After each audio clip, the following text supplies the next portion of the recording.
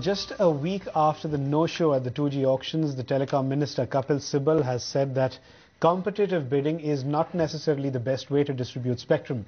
Incidentally, Sibal's comments come on a day when the Supreme Court gave an earful to the government for its casual approach to the 2G auctions. In a chat with ET Now, Sibal said a lower reserve price would not have ensured greater participation by telecom companies. He says the timing was wrong, but the government had limited a role on that front. Supposing we had brought down the prices, we would have got even less. Why do you say that? Because one, there are no takers for it, right? Two, people would be very happy to take whatever. The same people would be happy to take the spectrum at half the price. And they have still not bid aggressively. And then they would not have bid aggressively. Right. And remember this, and this is really the problem. And this is the complexity of the sector, is that you're giving this license for 20 years. That's right. Now the intrinsic value of the spectrum is high. The market is not ready to pay the intrinsic value. 10 years down the road, when they'll be able to exploit this spectrum and make huge profits, right? You will then come back to me and say, you sold it for dirt. Why did you sell it for dirt? See what the profits they are making.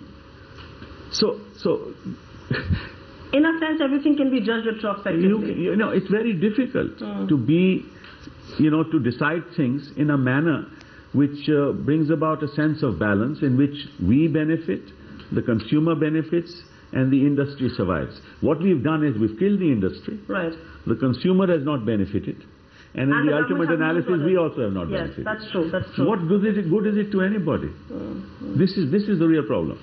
You know, I get a sense that you always knew this is how it's going to pan out, because you perhaps knew the industry well within and outside. Did you always know that at this price, 14,000 crore pan-India, this is how it will pan out? Because there is no hunger in the market, really. Well, I can't possibly say that I knew, because I don't have a prism through which I can look into the future. You had a sense. But I had a sense that the market was under great pressure. I realized that the banks were not willing to lend. And quite frankly, if you want me to say so honestly, perhaps auctioning the spectrum is not the best model.